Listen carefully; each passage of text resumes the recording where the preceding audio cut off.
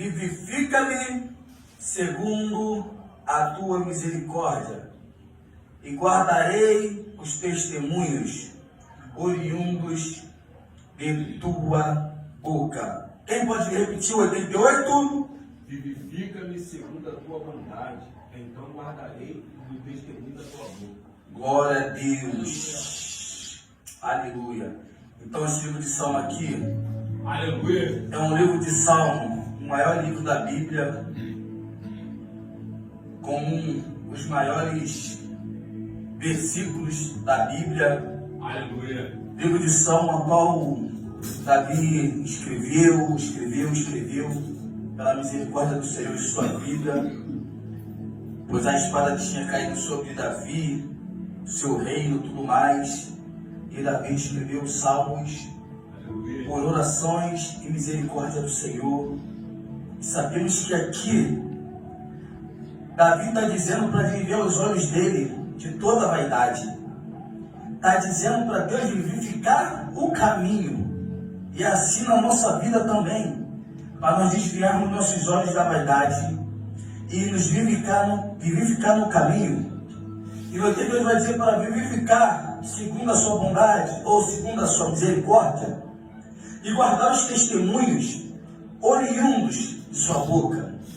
E no Salmo 103, versículo 103 vai dizer: quão doce são as tuas palavras ao meu paladar, mais que o mel à minha boca. Então nós temos que sempre fazer isso também, dizer ao Senhor para ter misericórdia de todos nós, para que o Senhor venha vivificar o nosso caminho e para que as palavras do Senhor venham a ser como mel, muito mais do que doce sobre o nosso paladar, sobre nossa boca, porque a palavra ela nos enche. Quando nós se alimentamos da palavra, quando nós pegamos e botamos o nosso fogo sobre o altar, como foi dito pelo Rian, sobre o altar colocar o fogo, mas antes de colocar o fogo sobre o altar, nós temos que limpar e tirar as cinzas, para que o fogo venha a ser atendido novamente, porque o fogo não tem como ser aceso através de cinzas. Se o seu fogo pegou e se o seu fogo acabou, joga as cinzas fora e pega e taca fogo de novo. Faz assim como o apóstolo Paulo fez na ilha de Malta. Paulo, o que ele estava fazendo? Paulo estava em Malta catando lenha, catando graveto para pôr fogo. Mas quando Paulo ele cata lenha para pôr fogo, o que acontece? A víbora morde a sua mão. E sabemos que a víbora do deserto é uma serpente venenosa, diferente de outras cobras e diferente de outras serpentes. E se você pesquisar o que é víbora do deserto, você vai ver como ela é. E ela é medonha, dá até medo de você olhar ela. E o que vai dizer? A víbora morde ele, mas nada aconteceu com ele, porque ele estava catando lenha para fazer o quê? Para pôr fogo. Aleluia. E sabemos que o inimigo, ele não consegue entrar no fogo. Quando você tem fogo, o inimigo se queima. E o inimigo se queimando, ele não consegue te atacar, porque você tem fogo sobre o altar. Você tem fogo sobre a tua vida. E o que acontece? Eu lembro do profeta Elias, quando ele estava discutindo ali com o povo, debatendo contra Baal, contra os profetas de Baal. E os profetas de Baal fazendo o altar deles e tentando fazer cair fogo do céu. E ali os profetas de Baal não conseguiram fazer cair fogo do céu. Mas o que Elias fez? Elias reconstrói o altar e joga água sobre o altar. Sabemos que o fogo não caiu ali de Baal e não teve cinzas. Mas para representar, ele é vendo que, já que não tem cinzas aqui com fogo, mas tem cinzas espirituais que não foram acesas, que vocês não conseguiram acender, porque tinham cinzas. E Baal respondeu, porque tinham cinza de vocês, porque Deus não deixou acender o fogo, porque eles iam crescer e falar que Baal é maior. Aí Eliseu pega, monta o altar. Eliseu monta o altar, pega a água, manda trazer os servos, trazerem água, o povo trazendo água, e joga água sobre o altar. Joga água sobre o altar. E como você vai acender fogo em cima de água? Mas sabemos que a água simboliza vida. E ele limpa aquele altar, trazendo vida para aquele altar, tirando tudo de ruim daquele altar. ele monta o altar, representando as tribos de Israel. E quando ele ora para o Senhor, ele ora e o Senhor manda cair fogo sobre o altar. E depois cai fogo sobre cada um profeta de Baal. E matou todos eles. E o que vai dizer? Quando nós pegarmos, nós estivermos cheios, e depois que nós esvaziarmos, para tirarmos a cinza das nossas vidas, nós temos que ter a palavra da vida. E nós tendo a palavra da vida, nós estamos varrendo todas as cinzas. E varrendo todas as cinzas, a água que jorra a vida eterna cai sobre nossas vidas e nos limpa. E quando nos limpa, aí cai o fogo sobre o altar nas nossas vidas. E o fogo vem caindo sobre o altar. E caindo sobre o altar, nós continuamos com a chama acesa. E foi assim também com o apóstolo Paulo na ilha de Malta. Acharam que ele ia morrer, só que a serpente não conseguiu matar ele. E a serpente simboliza Satanás desde o jardim do Éden. Desde o jardim do Éden, ele veio como um dragão, uma serpente voadora, e fala com Eva, e Eva cai no pecado, e Adão também cai. E quando ambos caem no pecado, Deus fala para a serpente: agora você se rastejará e comerá do pó da terra. Deixou de ser dragão para virar serpente. E nessa da serpente, ela não consegue. Mas o que a serpente faz? Se fosse o dragão antigamente, ele veria pelos altos, tentar nos dar bote pela nossa cabeça. Mas não, rastejará pelo chão. Rastejando pelo chão, a serpente fica escondida para dar bote. E quando nós estamos desprevenidos, ela vem dar o bote certo. E nós temos que estar o quê? Prevenidos aos ataques do inimigo que sempre vai vir sobre nossa vida. Porque se nós estivermos desprevenidos e nós estivermos com cinzas, o inimigo vai vir e vai dar o bote sobre nossas vidas. E quando ela dá bote em Paulo, nada acontece com Paulo. Paulo se permanece de pé. E acharam que Paulo era Deus. E ali Paulo vai para a casa de um centurião. E chega lá, cara, de centurião, que aqui Paulo faz? Paulo ainda salva aquela família. E ainda foi hospedado na casa daquela família. Aleluia. E quando nós buscamos, e quando nós nos enchemos, nós conseguimos fazer coisas inacreditáveis aos olhos humanos, porque nós temos algo sobrenatural de Deus sobre nossa vida. E nós somos hospedados por aquela família, e aquela família nos hospeda. E quando nos hospeda, vem salvação sobre aquela casa. Então nós temos que fazer a diferença. Nós temos que limpar a cinza do nosso altar para que venha mais fogo sobre nossa vida, para que o quê? Nós viemos salvar mais vidas lá fora, que nós viemos salvar famílias. E aqui vai dizer no livro de Salmos: vivifica-me segundo a tua misericórdia, ou segundo a sua bondade. Mas para Deus vivificar, segundo a sua misericórdia, para Deus vivificar, segundo a sua bondade, nós temos que tacar fogo sobre o altar. E nós tacando fogo sobre o altar, Deus ele vai fazer, e Deus ele quer agir a cada momento. Mas para Deus agir, nós temos também que agir. E se nós não agirmos, não tem ação. E para ter ação, tem que ter reação.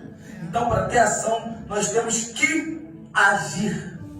Nós temos que ter a nossa reação e a nossa convicção que Deus ele vai fazer coisas nas nossas vidas.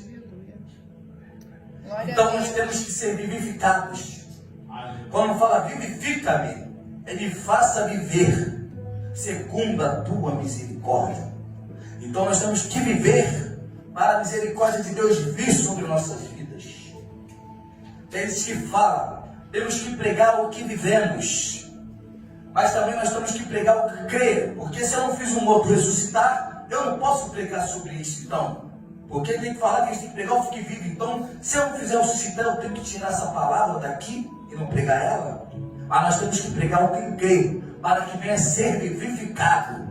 Para que o dia que acontecer, nós cremos que Deus ressuscita. E quando chegar o momento, Deus usará nós como vasos, como fogo sobre o nosso altar, e fazer aquela vida viver.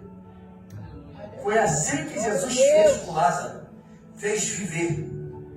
E depois fez com os discípulos. ressuscitarem pessoas, sombras curarem, paralíticos andarem, cegos enxergarem, pessoas serem curadas, cegos veem, surdos ouvirem, mudos falar. E Deus, Ele quer nos usar capacitadamente, mas nós temos que botar a nossa vida sobre o altar e acordar nas madrugadas. E é difícil acordar nas madrugadas, porque às vezes o cansaço diz alto. Imagine, você vai trabalhar no dia de semana, é o dia mais pegado, e Deus te acorda no dia que é mais pegado. Aí você fica, que isso, Senhor, tem que orar. Mas às vezes o cansaço fala mais alto, porque a gente lembra do dia de amanhã, que lembra que nós temos que trabalhar pesado e acaba nem orando, e Deus tem um mistério para fazer, aí acaba o quê? Atrasando o mistério. E Deus tem mistério para fazer, e nós às vezes atrasamos o mistério de Deus na nossa vida. E Deus não quer que nós atrasamos o mistério dele na nossa vida. Deus quer que nós oremos. Deus quer que nós paramos, estudamos e guardamos a palavra. Apocalipse 1:3. Bem-aventurado aquele que lê, aquele que ouve, aquele que guarda as profecias deste livro, pois o tempo está próximo. Então, se nós pararmos para ler, estudar, pararmos para orar, o tempo vem ser próximo. E o fim do tempo está chegando, mas nós temos que estar com brasas vivas na nossa vida. E tendo brasa viva na nossa vida, nós chegaremos aonde Deus quer que nós chegamos. Deus quer nos usar, Deus quer nos capacitar, Deus quer nos levar longe. Mas nós temos que dar lugar para Deus. E é difícil dar lugar para Deus porque a luta é grande. Tem dia que nós estamos empolgados em dar lugar, mas tem dia de cansaço que a gente não dá lugar, mas é no cansaço que temos que dar lugar. Temos que estudar, temos que ler, não só orar na igreja, mas também em casa. Quando estiver na rua, pega o telefone, vou dar uma lida. Quem tem Bíblia no telefone também dá uma lida, porque ali nós estamos se alimentando. Deus não pega profetas parados, mas pega profetas em ação. E quando nós estivermos em ação, Deus vai usar. E nós tendo em ação, Deus vai nos usar tremendamente para dar livramento para outras pessoas, para curar outras pessoas, para levantar outras pessoas, para pegar e lutar contra o inimigo. O fogo sobre o altar da nossa vida vai queimar o inimigo espiritual. Ele não vai conseguir chegar nem perto. Diz a Bíblia que ele está ao nosso derredor, não ao redor, ao nosso redor, campantes ao nosso redor, e ao nosso derredor, um pouco mais à frente, está o inimigo nos observando. Por que ele fica ao derredor, mas não ao redor? Porque ele sabe que se ele chegar perto do redor, o fogo sobre o altar vai queimar ele. É por isso que não se aproxima, pois a luz que é em ti, o fogo que é em ti, as trevas não conseguirão chegar perto. Aleluia, Deus. Quanto mais você busca, mais fogo você tem. Quanto menos você busca, menos fogo você tem. E quando você não busca, fogo não tem. A Bíblia relata sobre isso, sobre os talentos. E como eu digo sempre, quem busca muito, recebe muito. Quem busca pouco, recebe pouco. Mas quem não busca, não recebe nada. Nós temos que buscar para receber. Aquele que bate, encontra. Aquele que bate, acha. Aquele que bate, recebe. Aquele que bate, o Senhor ouve bater na porta. E o Senhor abre as portas. Mas aquele que não bate, não encontra. Aquele que não bate, não recebe. Aquele que não bate, as portas não conseguem se abrir. Porque Deus quer abrir grandes portas. Mas se não bater, para não abrir a porta, o inimigo, o próprio Satanás, vai abrir portas para você. E não são portas que é de Deus abrindo para você, mas é a porta que Ele está abrindo para te levar à perdição. Mas como você bate, você encontra, você busca, Deus abre a porta da salvação. A porta da salvação está em muitos lugares. Pode estar no seu trabalho. Deus, eu quero um trabalho. Você bateu, Ele abriu a porta. E através daquele trabalho te traz salvação. Porque é através daquele trabalho que Deus abriu para você, que é para você fazer a obra lá dentro. E você traz salvação para aquele povo que está lá dentro. Ainda traz a salvação para você porque você está fazendo a obra. Tiago 2,14. Porventura, alguém que tem fé e não tem obras, vai dizer que a obras é morta. Mostra a tua fé que eu te mostro as minhas obras.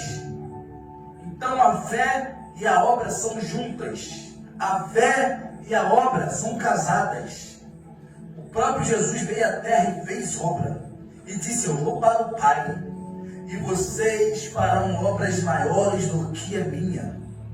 2 Timóteo capítulo 2, verso 15. Procura apresentar a Deus como obreiro aprovado, que não tem de se vergonhar e que maneja a palavra da verdade. Então nós temos que mostrar que nós somos obreiros, que nós estamos na obra, que nós estamos manejando a palavra da verdade, que nós estamos ali fazendo a vontade de Deus. E eu pergunto, será que nós estamos aprovados por Deus? Procura apresentar a Deus aprovado. Nós estamos apresentando aprovado? Ou nós estamos apresentando reprovado a Deus? Porque a palavra vai dizer, procura apresentar a Deus aprovado. Temos que se apresentar a Deus aprovado. E nós temos que estar aprovado, não reprovado. E que não tenha vergonha. E que maneje a palavra da verdade. Então nós temos que apresentar aprovado. Nós não podemos ter vergonha. Não podemos dizer não. E nós temos que manejar a palavra da verdade. Eu não posso esperar estar preparado para subir. Não posso estar preparado para evangelizar. Não posso estar preparado para pregar. Não posso estar preparado para orar. Não posso estar preparado para jejuar. Nós temos que pegar e fazer. Com vontade e sem vontade, mas fazer. Deus botou uma brasa sobre a boca de Isaías. Isaías falou, Senhor, meus lábios são impuros. Deus vai lá, envia um anjo e põe uma brasa sobre a boca dele. E falou, quando abrir a sua boca, eu direi. É só abrirmos a boca. E Deus usará e Deus dirá. Aleluia, Deus. Nós não precisamos estar estudando, porque às vezes nós estudamos muito e não estamos aprovados. Mas quando nós pegamos, subimos, falamos, evangelizamos, oramos, jejuamos, quando nós fazemos, nós se tornamos aprovados. Por quê? Porque nós estamos no esforço. Estamos se esforçando para Deus. E cada vez que a gente se esforça para Deus, cada vez que nos esforçamos, Deus nos aprova. A Bíblia diz, eu não escolhi capacitados, mas eu capacito os escolhidos. Então é Deus que capacita. Nós não podemos esperar nos capacitar para fazer. É Deus que nos capacita, porque nós somos escolhidos. Não podemos ter vergonha um do outro. Não podemos ter vergonha se vai falar que tu fala bem, se tu fala mal. Tem gente que é analfabeta e sobe para o reino. E tem gente que é versada, inteligente aí e vai descer para o inferno. Quanto mais conhecimento é melhor. Mas quanto mais conhecimento, mais soberba. É melhor ter o conhecimento normal, que nem fica melhor e nem fica soberba. Quanto mais você sabe, mais você quer ser melhor que os outros. Quanto mais você sabe, mais orgulho. E Satanás foi expulso do céu pela vaidade. A Bíblia diz sobre vaidade. Não é vaidade de botar uns cílios, de fazer a sobrancelha, de cortar o cabelo, de andar bem. Isso a Bíblia diz que nós temos que cuidar de si. Mas a vaidade que a Bíblia fala sobre essa vaidade é a vaidade da soberba. Satanás foi vaidoso. E a vaidade dele corrompeu ele e tirou ele do reino. A vaidade que a Bíblia vai dizer é a soberba. É querer ser melhor que o outro. Pois ninguém é melhor que ninguém. Ninguém sabe melhor que ninguém, porque todo mundo vai entrar no mesmo buraco.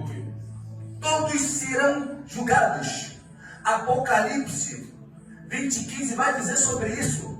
Apocalipse 20 vai dizer sobre os juízes de Deus. Todos foram julgados. Pequenos, grandes anjos caídos vão ser julgados. Crianças vão ser julgadas, adultos vão ser julgados, jovens vão ser julgados, idosos vão ser julgados, todos serão julgados. Até os anjos caídos serão julgados, todos serão julgados. E não tem para onde correr. Se todos vão ser julgados, é porque não tem ninguém melhor do que ninguém. Se eu sou melhor do que você, então eu não vou ser julgado. Se todos vão ser julgados, ninguém é melhor do que ninguém. Nós temos que pegar e fazer. Pega aí, faça. Só pega aí, faça. Quando Deus pegou Ezequiel pegou e fez. Quando Deus pegou Isaías pegou e fez. Quando pegou Jeremias, só apenas uma criança, ele quis saber que era apenas uma criança, pegou e fez. Nós temos que fazer. E se nós não fizermos, não adianta. Nós ficaremos para trás. Seremos deixados para trás. Porque nós estamos botando empecilho no meio das coisas e não estamos querendo fazer nada, porque nós queremos inventar desculpa de que temos que melhorar nisso, temos que melhorar naquilo para poder fazer algo. E Deus não quer esperar você fazer isso e aquilo. Se eu vou esperar para melhorar e se eu partir antes, eu não fiz nada, porque eu estava esperando eu melhorar para fazer. Nós temos que pegar e fazer. Fazer a vontade de Deus. Jesus desceu à terra e disse: eu vim fazer a vontade de meu Pai. Então nós temos que fazer a vontade do Pai. E nós temos que fazer a vontade do Pai. Não a nossa vontade de esperar, mas sim a do Pai. Jesus nasceu pequeno, bebê, estava já sendo perseguido e teve que fugir para o Egito, até lá de morrer. Jesus, depois com 12 anos de idade, estava ensinando um tempo para mestres já velhos, caducos, adultos, sendo ensinado por criança. Nós temos que pegar e fazer. Jesus depois continuou fazendo a obra até ele morrer e ressuscitar. Então nós temos que fazer. E nós fazendo, Deus, Ele nos ajudará. Deus porá palavra sobre nossas bocas. Aleluia. E nós pegamos e fazer é melhor do que não fazer. Nós pegamos e fazer é melhor do que esperar para fazer. Nós pegamos e fazer é melhor do que nós ficarmos estudando, lendo, orando, jejuando para fazer. Deus quer que nós pegamos e faça. Faça, mas continue lendo. Faça, mas continue orando. Faça e vai se aperfeiçoando. Nós temos que se aperfeiçoar, porque se a gente não se aperfeiçoar, não adianta.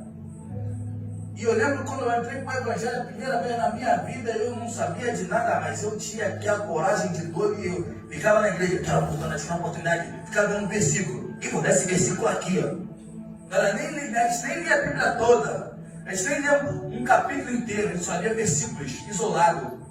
Não, que é uma oportunidade. Fala esse versículo, eu vou explicar só esse versículo. A gente pegou e fez até Deus aperfeiçoar a nossa vida. Aleluia. E até hoje nós estamos aprendendo. Aleluia. Até hoje nós estamos gerando conhecimento para que a gente venha andar conforme o que o Senhor quer.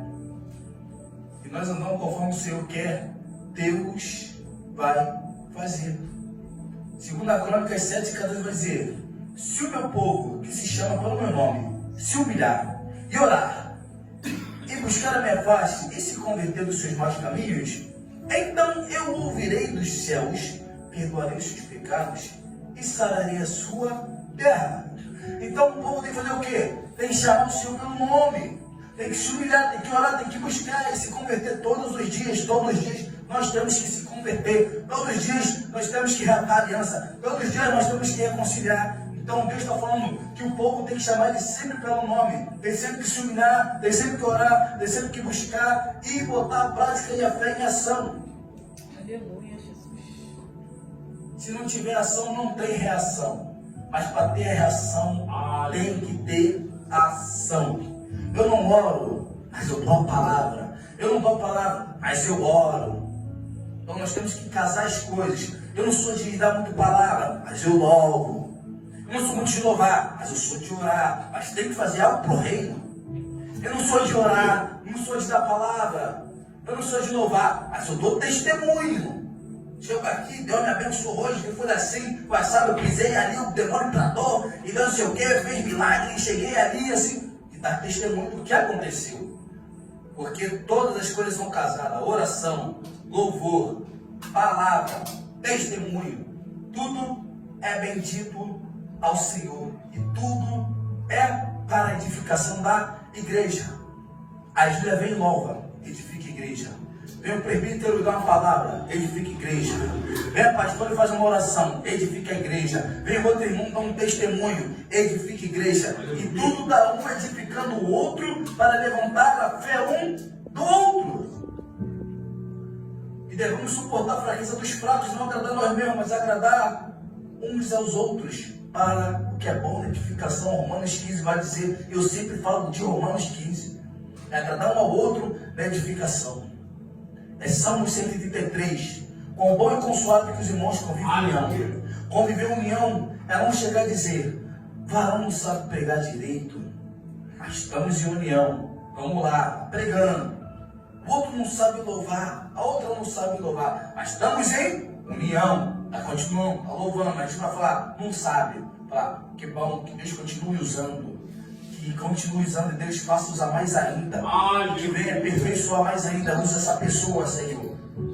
É um incentivar o outro. Não ser um melhor do que o outro. Ó, como é que eu sabe que os irmãos convivem em união? Quando você convive em união, o que acontece depois? O óleo precioso que desce sobre a barba de Arão. Então, para o óleo precioso chegar sobre a barba, tem que passar pela cabeça. Então, o óleo desce pela cabeça até chegar à barba.